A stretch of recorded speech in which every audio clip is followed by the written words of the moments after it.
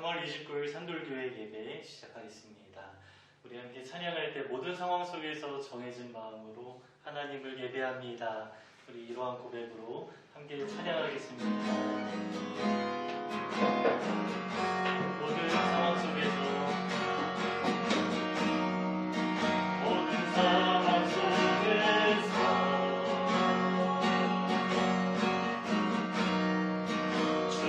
Oh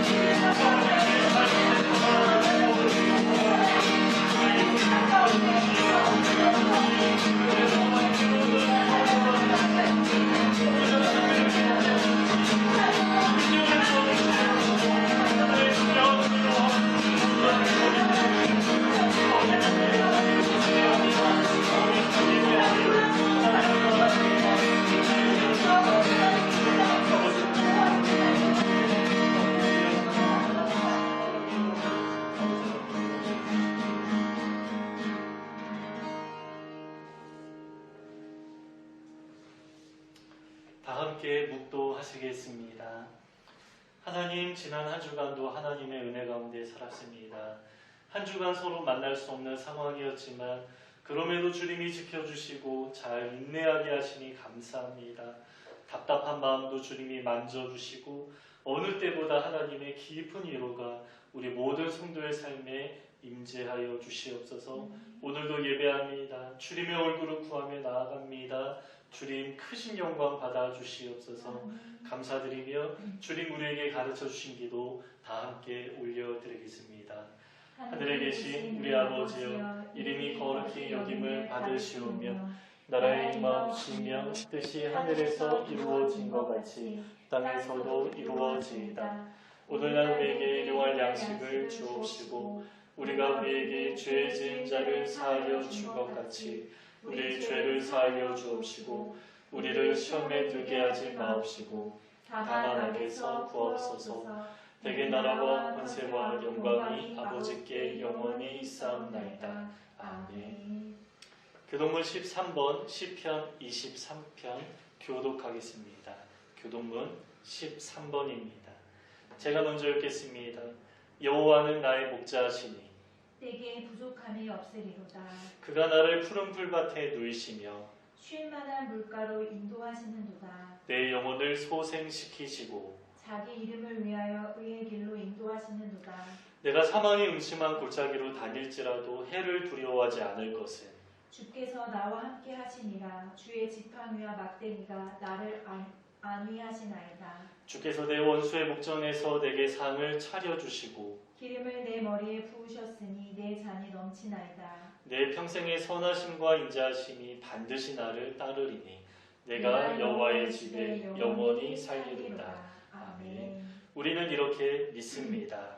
전능하사 천지를 만드신 하나님 아버지를 내가 믿사오며 그 외아들 우리 주 예수 그리스도를 믿사오니 이는 성령으로 잉태하사 동정녀 마리아에게 나시고 본디오 빌라도에게 고난을 받으사 십자가에 못 박혀 죽으시고 장사한 지 사흘 만에 죽은 자 가운데서 다시 살아나시며 하늘에 오르사 전능하신 하나님 우편에 앉아 계시다가 저리로서 산자와 죽은 자를 심판하러 오시리라.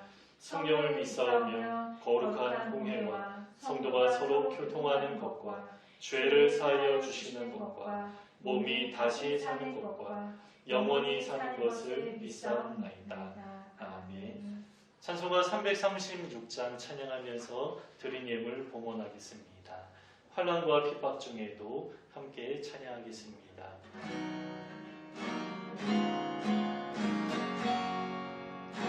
환난과 핍박 중에도 성도는 신앙 지켰네. 이 신앙 생각할 때에 기쁨이 충만하도다. 성도는 신앙 따라서 죽도록 충성하도다.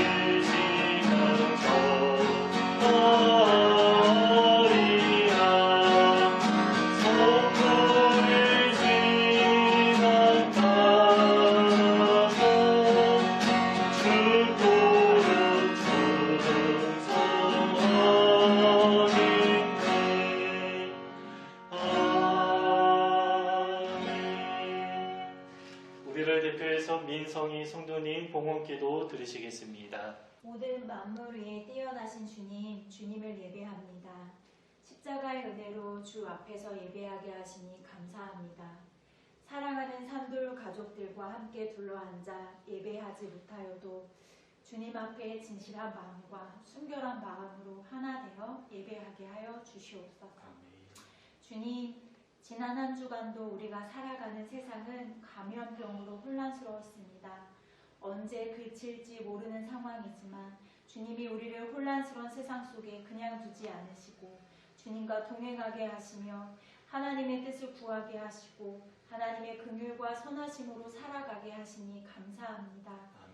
하나님, 감염병으로 피해를 보고 고통하고 있는 사람들에게 친히 위로하여 주시고 그들의 삶이 천국 복음이신 예수님으로 회복하게 하여 주시옵소서. 주님, 하루하루 우리의 삶이 주님께 드려질 때 참 부끄럽고 감사하고 죄송한 마음이 너무 큽니다. 그러나 포기하고 낙심하기보다 주님 앞에 다시 돌아와 우리의 평생의 소원인 오직 주님만을 예배하며 살아가기를 소망합니다. 주님, 주님의 몸된 산돌교회가 날마다 주님을 예배하는 삶으로 소망을 두고 살아가게 하여 주시옵소서.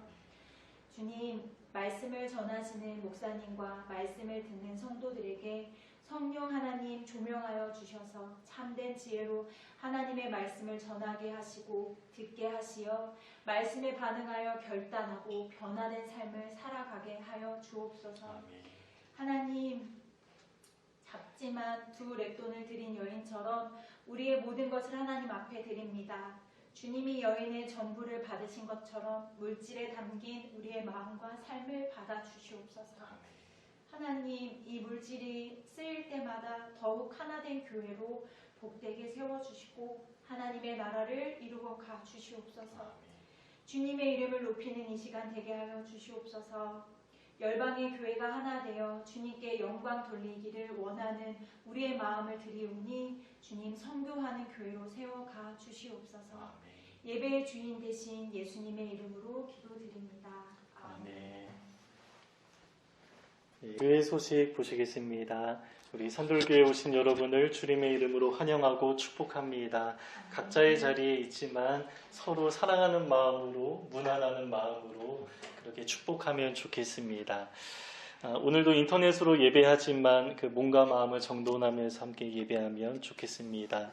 이제 중요한 교회 절기가 다가오는 중입니다. 다음 주 일은 종려주일이고요.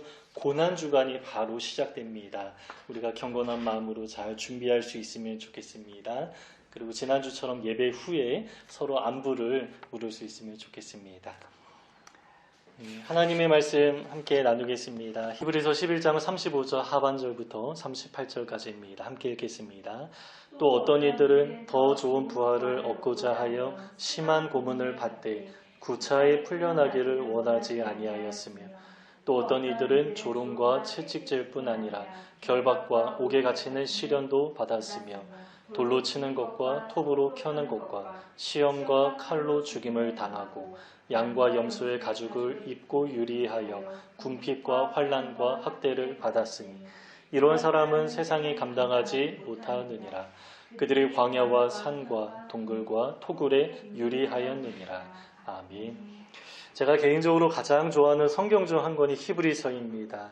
히브리서를 너무 좋아해서 주석도 가장 많이 샀던 기억이 있고요. 제가 의도하진 않았지만 신대원에서 강의도 가장 많이 들었습니다. 그리고 제가 정리한 강의안 중에 가장 만족스러운 강의안 중 하나가 히브리서입니다. 사실 모든 성경은 하나님의 감동으로 되었기 때문에 우리가 모든 내용을 하나님의 말씀으로 믿고 받아야죠.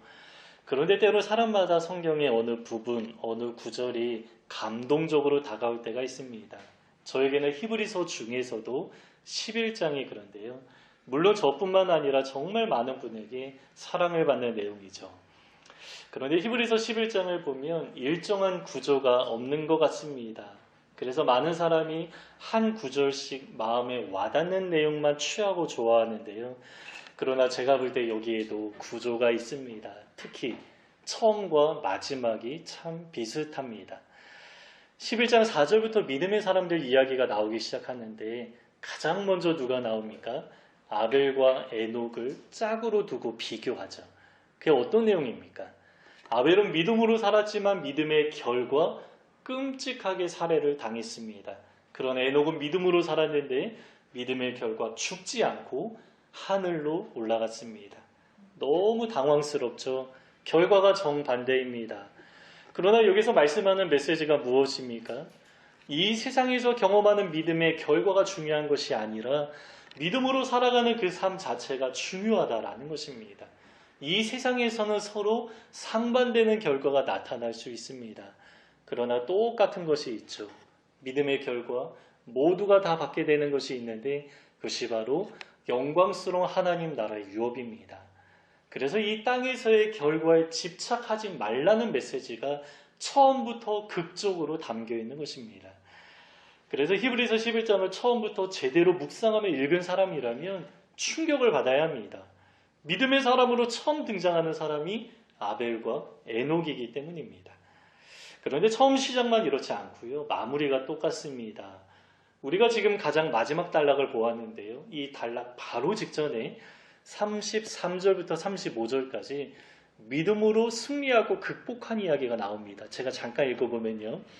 그들은 믿음으로 나라들을 이기기도 하며 의를 행하기도 하며 약속을 받기도 하며 사자들의 입을 막기도 하며 불의 세력을 멸하기도 하며 칼날을 피하기도 하며 연약한 가운데서 강하게 되기도 하며 전쟁에 용감하게 되어 이방 사람들의 진을 물리치기도 하며 여자들은 자기의 죽은 자들을 부활로 받아들이기도 하며 전쟁에서 이기고요. 사자의 입을 막기도 했다라고 합니다. 이거 다니엘 이야기죠.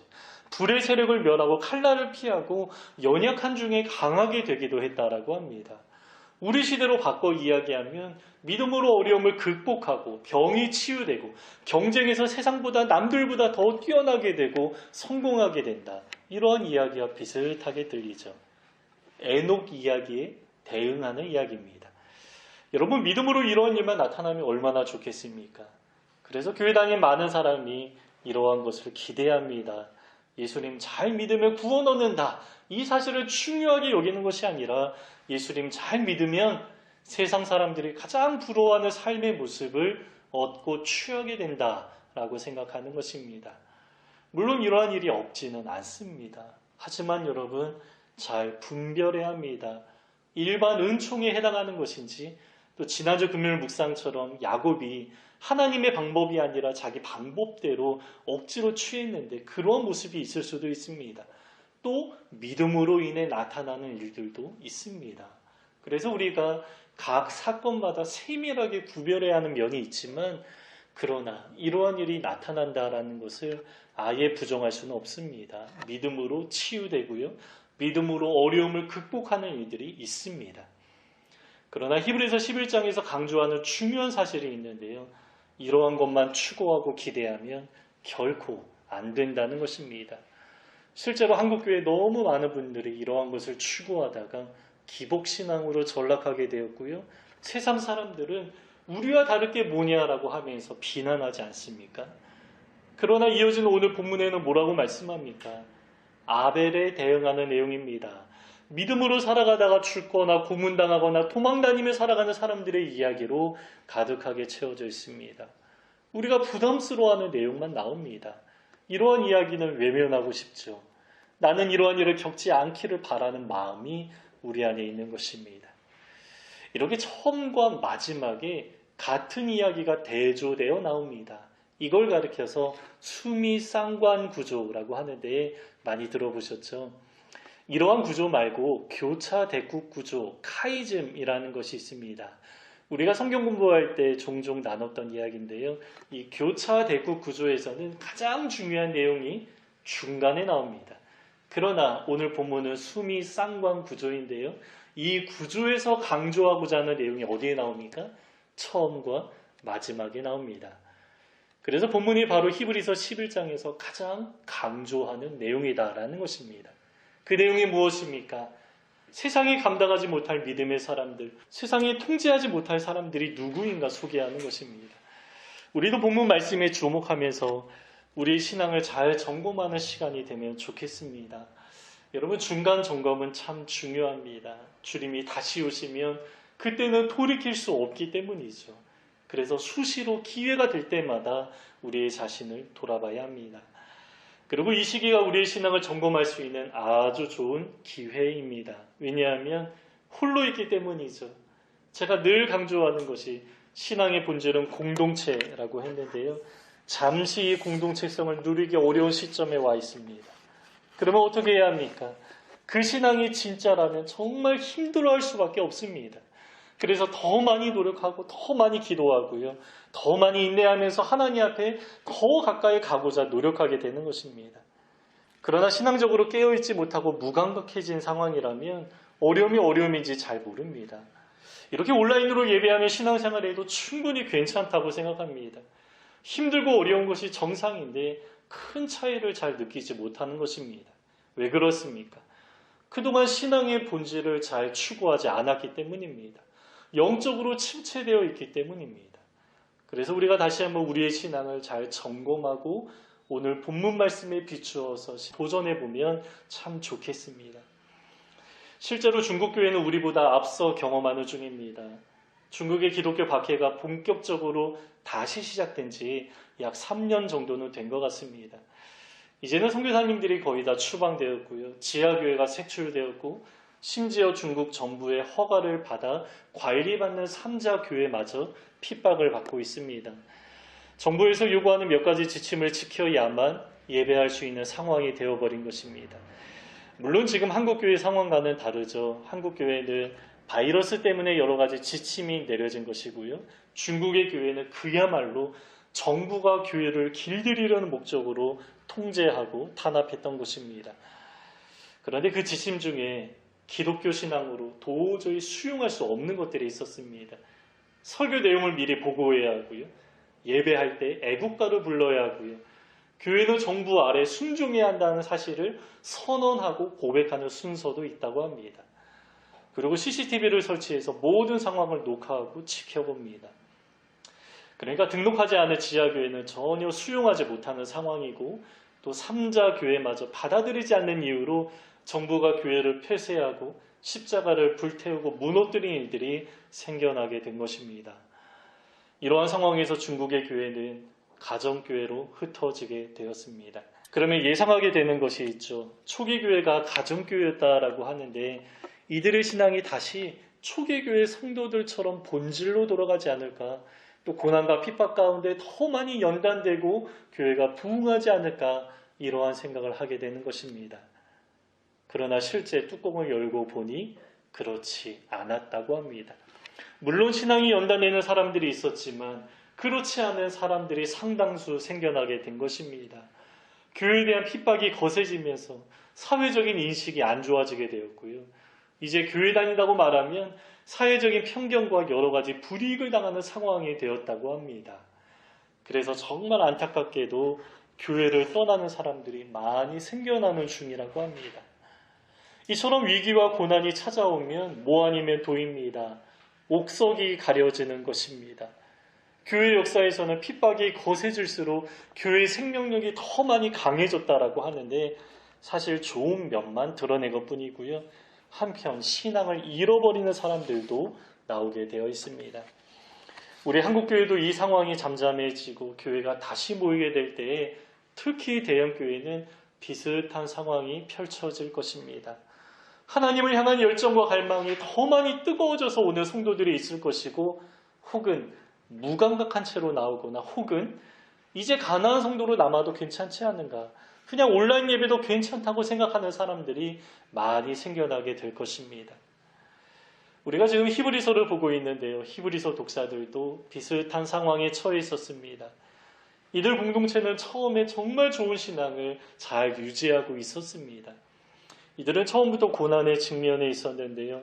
감옥에 갇히거나 소유를 빼앗겨도 기뻐했고요. 서로를 위로하고 더 많이 돌보는 모습이 있었다고 합니다. 그러나 이러한 사람들도 고난의 위협과 유혹이 계속 반복되면서 신앙의 힘을 잃어가게 되었고 다시 유대교로 돌아가려는 사람들이 생겨나게 된 것입니다. 그래서 히브리서의 경고 구절이 그렇게 많은 것입니다. 너희가 흘러 떠내려갈까 조심하라. 그러다가 안식에 들어오지 못하게 된다. 하나님에게서 떨어질까 조심하라. 너희 마음을 완고하게 하지 말라. 살아계신 하나님의 손에 빠져들어가는 것이 얼마나 무서운지 생각하라. 그리고 이러한 위협 가운데 있는 독자들에게 오늘 본문의 말씀으로 권면합니다. 우리가 받은 신앙의 유산이 무엇인가? 믿음의 선배들이 어떻게 믿음을 지켜왔고 우리에게 이 신앙을 물려주었는지 생각하라라는 것입니다. 그래서 우리도 비슷한 상황에서 본문의 말씀에 주목해야 합니다. 우리도 똑같은 신앙의 유산을 이어받은 사람으로서 또 이 신앙의 유산을 고스란히 다음 세대 가운데 잘 물려주어야 하는 책임도 있다라는 것입니다. 그러면 우리가 받은 신앙의 유산이 무엇입니까? 오늘 본문을 한마디로 요약하면 어떠한 것도 막을 수 없는 신앙입니다.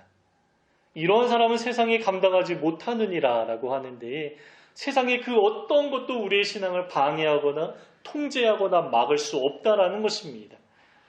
그러면 무엇이 우리의 신앙을 막을 수 없습니까? 오늘 본문은 세 가지로 요약합니다. 참혹한 형벌, 참혹한 죽음, 사회적인 격리, 이 세 가지를 언급합니다.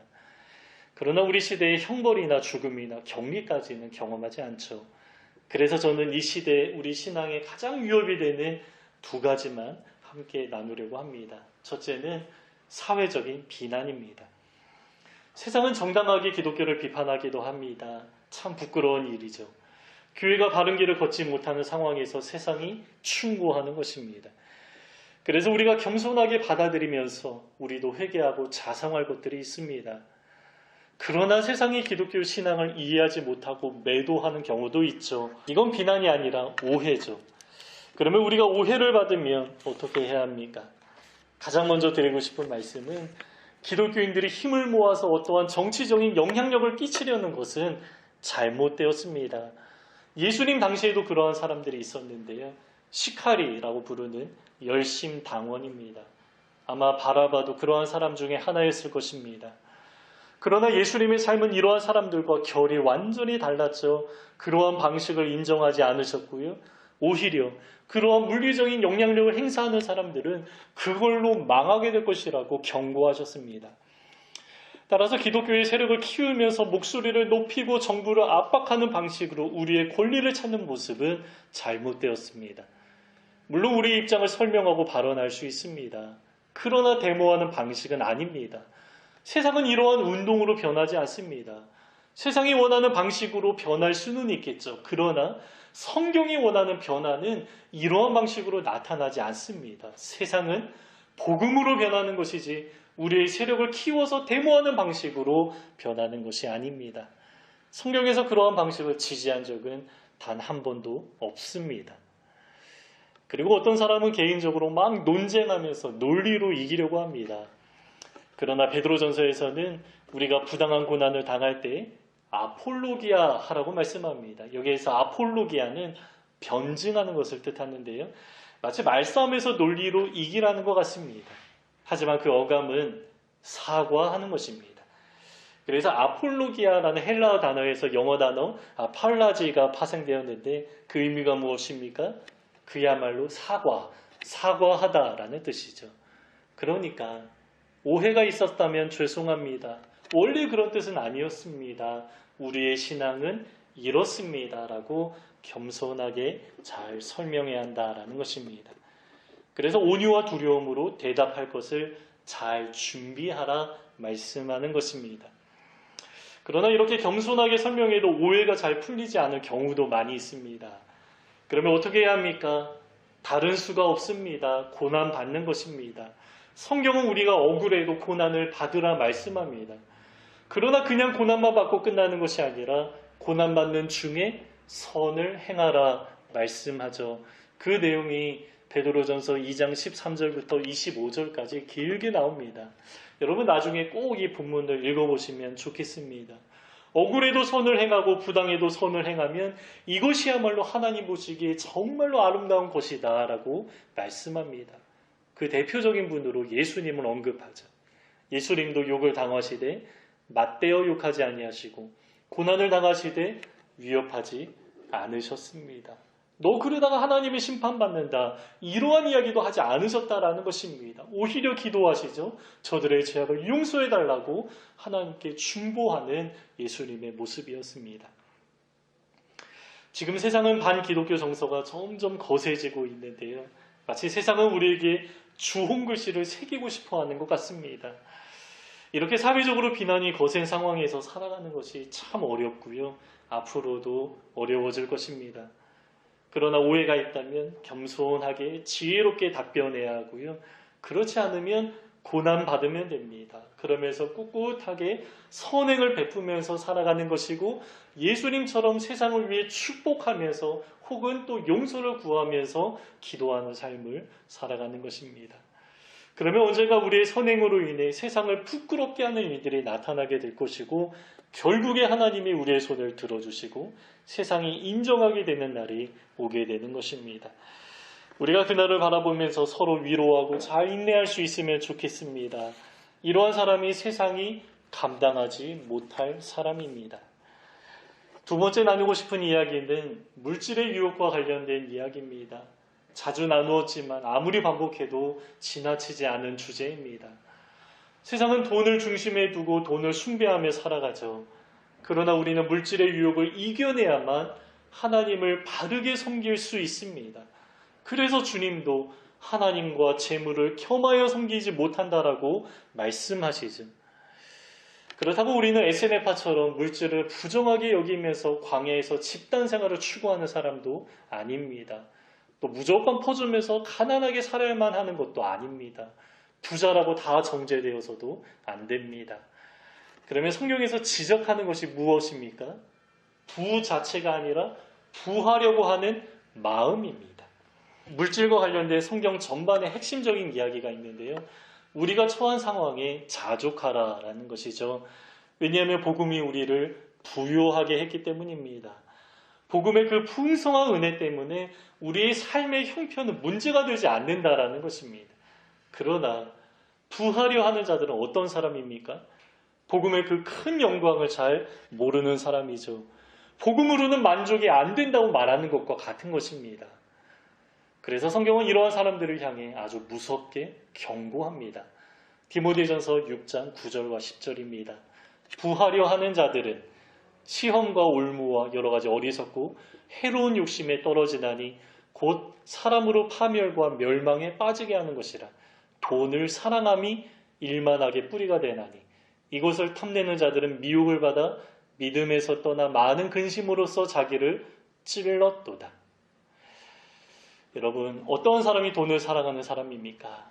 물질을 얻기 위해서라면 그 어떤 것도 희생할 수 있다고 생각하는 사람입니다. 돈을 벌기 위해서라면 자기 건강도 희생시키고요. 또 소중한 가족, 친구와의 관계도 희생시킵니다. 요즘에 코로나 바이러스 때문에 몇몇 나라에서 사재기가 열풍이라고 하는데요. 그 과정에 이 폭력이 오가는 이야기도 나오지 않습니까? 내가 얻고 싶은 것을 취하기 위해 상대방에게 악한 일을 행하기도 하는 세상입니다. 심지어 사람들은 물질을 얻기 위해 하나님께 드려야 하는 시간도 희생 제물로 바칩니다. 돈을 벌기 위한 시간은 충분히 확보하고자 하는데 하나님께 드려야 하는 시간은 너무 인색하고 아까워하는 것입니다. 심지어 이웃을 섬기고 하나님께 드려야 하는 물질의 몫이 있지 않습니까? 그러나 사람들은 참 인색합니다. 돈이 없다, 부족하다, 어렵다라고 하는데 왜 그렇습니까? 내 취미생활, 내 보험, 내가 소유하고 싶은 것들, 나를 위한 것들을 충분히 확보하려고 하니까 부족하게 느껴지는 것이죠. 문제는 실제 돈이 없는 것이 아니라 진짜 문제는 지나치게 자기를 사랑하는 것이 문제입니다. 물론 우리는 적절하게 우리의 삶을 잘 지켜나가야 합니다. 그러나 너무 과해질 때가 문제입니다. 신앙의 본질이 무엇입니까? 하나님과 이웃을 위한 방향으로 나아가는 거 아닙니까? 그러나 그러한 방향으로 나아가지 않고 자기를 위한 삶의 방향이 점점 뚜렷해지는 이 세상의 모습입니다. 그 분명한 증거가 하나님과 이웃을 위해 드려야 하는 것들을 자기를 위한 것으로 다 바꾸고 나를 위한 것들로 다 쌓아두는 것입니다. 그래서 예수님이 일찍이 하나님과 재물을 겸하여 섬길 수 없다라고 말씀하는 것입니다. 여러분 이 유혹을 이겨내야 합니다. 그렇지 않으면 계속 세상에 휘둘리며 살아갈 수밖에 없습니다. 그러면 여러분 우리는 어떠한 사람이 되어야 합니까? 삭개오의 모습을 주목할 필요가 있습니다.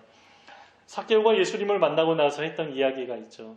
내 소유의 절반을 가난한 사람에게 주겠사오며 만일 누구의 것을 속여 빼앗은 일이 있으면 내 갑절이나 갚겠나이다.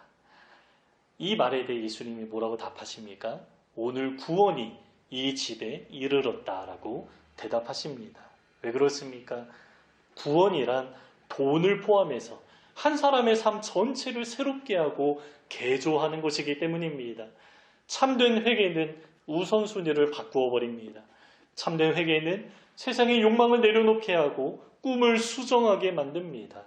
참된 회개는 돈의 가치를 다르게 바라보게 만들어 버립니다. 그래서 우리가 참된 회개를 하면 삶이 변하는데요. 그 대표적인 모습이 물질을 사용하는 모습이 달라지게 되는 것입니다. 왜냐하면 대표적인 우상이 물질이기 때문이죠. 그 물질의 우상이 전복되기 때문에 물질을 사용하는 모습이 달라지는 것입니다. 그래서 참되게 회개한 그리스도인은 탐욕스럽지 않습니다. 인색하지 않습니다. 오히려 넉넉하고요, 관대합니다. 우리가 이러한 모습을 잘 배우며 살아가야 합니다. 바울도 빌립보서 4장에서 나는 자족하기를 배웠다라고 하는데 저에게 이 구절이 참 위로가 되었습니다. 바울도 배우는 과정이 있었다면 나도 배우는 과정이 필요하다라는 것이죠. 우리가 때로 세상의 유혹에 우리의 마음이 흔들릴 수 있지만 그때마다 우리의 마음을 바르게 잡고 복음으로 인한 참된 만족을 누리면서 살아가야 한다라는 것입니다. 여러분 이러한 사람은 세상이 감당하지 못합니다. 세상은 우리를 돈으로 유혹하고요. 사람들을 돈의 질서 가운데 가두어 두고 통제하려고 합니다. 그러나 우리가 여기에 자유한 사람이 될 때 세상에 휘둘리지 않고 꿋꿋하게 믿음의 삶을 끝까지 걸어가게 되는 것입니다. 이제 말씀을 마무리하겠습니다. 여러분 우리는 깨어 있어야 합니다. 누가 깨어 있는 사람입니까? 세상이 감당하지 못하는 사람, 세상이 통제하지 못하는 사람, 세상이 휘두르지 못하는 사람이 깨어있는 사람입니다. 오늘은 두 가지만 나눴습니다. 사회적인 비난과 물질의 유혹입니다. 우리가 이 두 가지를 잘 기억하고 씨름하며 살아간다면 잘 연단된 참된 성도로서 주님 다시 오실 때에 주님을 기쁘게 맞이하게 될 것입니다. 여러분 믿음의 몸부림이 없으면 안 됩니다. 신앙을 지키는데 참 어려운 시기입니다. 또 세상이 너무 악하죠. 겉보기에 평화와 안전을 외치는 것처럼 보입니다. 다 잘 될 거라고 회복될 거라고 안심하라고 하며 마음을 놓게 만듭니다. 하지만 사탄은 우는 사자와 같이 우리의 신앙을 넘어뜨리기 위해 호시탐탐 기회를 엿보고 있죠. 이러한 상황에서 우리가 자기를 잘 점검하고 깨어있기 원하고요. 신앙의 정말 귀한 유산을 물려받은 사람답게 믿음의 사람으로 살아가는 우리 모두가 되시기를 주님의 이름으로 축복합니다. 우리 본문 다시 한번 읽고 설교 마치겠습니다. 35절 하반절부터 38절까지 우리 함께 읽겠습니다. 또 어떤 이들은 더 좋은 부활을 얻고자 하여 심한 고문을 받되 구차히 풀려나기를 원하지 아니하였으며 또 어떤 이들은 조롱과 채찍질 뿐 아니라 결박과 옥에 갇히는 시련도 받았으며 돌로 치는 것과 톱으로 켜는 것과 시험과 칼로 죽임을 당하고 양과 염소의 가죽을 입고 유리하여 궁핍과 환난과 학대를 받았으니 이러한 사람은 세상이 감당하지 못하느니라. 그들이 광야와 산과 동굴과 토굴에 유리하였느니라. 아멘. 우리 세상의 유혹 시험이 함께 찬양하고 우리 함께 말씀 기억하면서 기도하는 시간 갖도록 하겠습니다. 함께 찬양하겠습니다.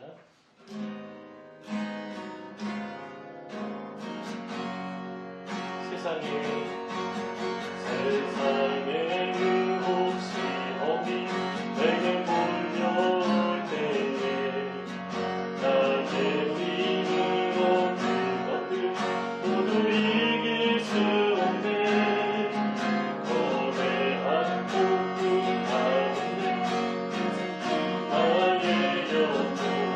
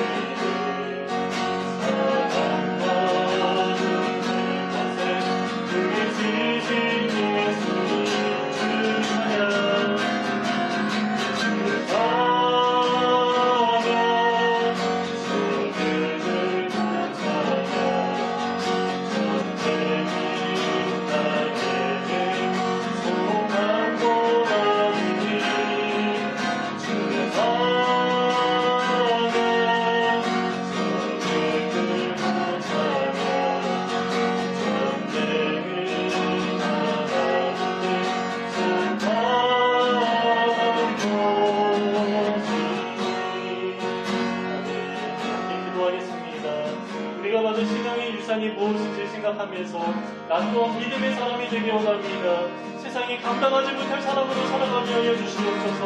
내 말씀 기억하는 함께 기도하겠습니다. 하나님의 믿음을 빌려주시니 감사합니다. 하나님 성령님을 통하여 수많은 분들이 이때 되면서 하나님의 사람들을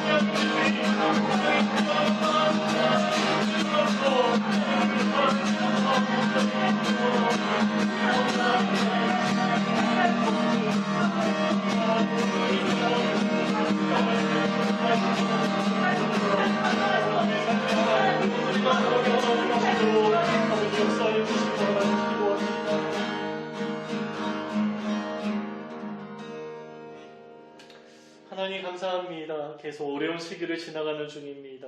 이때 우리의 신앙을 잘 점검해보고 연단되어서 우리 또한 믿음의 선진들처럼 믿음의 사람으로 드러나기 원합니다. 특별히 세상 우리의 믿음을 넘어뜨리려고 하지만 세상의 유혹에 흔들리지 않도록 역사하여 주시옵소서. 사회적인 비난이 거세지만 그럼에도 꿋꿋하게 인내하며 살아갈 수 있도록 주님 역사하여 주시고, 특별히 물질의 유혹 가운데에도 넘어가지 않도록 하나님 우리를 붙들어 주시옵소서. 하나님 우리를 위해 자기 아들 아끼지 아니하시고 모든 것을 내어주셨는데 우리도 그 하나님을 본받아서 어려운 이들에게 거저주고 베푸는 관대한 삶을 살아갈 수 있도록 주님 역사하여 주시기를 기도합니다. 그래서 세상이 감당 못할 사람으로 우리를 만들어가 주시옵소서. 그렇게 일하실 주님을 기대합니다. 이 모든 기도 우리 구주 예수 그리스도의 이름으로 기도드립니다. 아멘. 우리 다 함께 일어나셔서 찬송가 1장 찬양하시고 함께하는 축복 기도로 예배를 마치겠습니다. 만복의 근원 하나님, 온 백성 찬송 드리고 저 천사여 찬송하세. 찬송 성부 성자 성령. 아멘. 아론의 축복 기도로 서로를 축복하겠습니다. 여호와는 내게 복을 주시고 너를 지키시기를 원하며, 여호와는 그의 얼굴을 내게 비추사 은혜 베푸시기를 원하며, 여호와는 그 얼굴을 내게로 향하여 드사 평강 주시기를 원하노라. 지금 우리 구주 예수 그리스도의 은혜와 아버지 하나님의 영원하신 사랑하심과 보혜사 성령님의 함께하심이 세상의 어떠한 유혹에도 흔들리지 아니하며 하나님을 가장 사랑하며 하나님만 예배하기 원하는 사랑하는 우리 산들교회 모든 성도님들 가운데 지금부터 영원까지 함께 있을지어다. 아멘.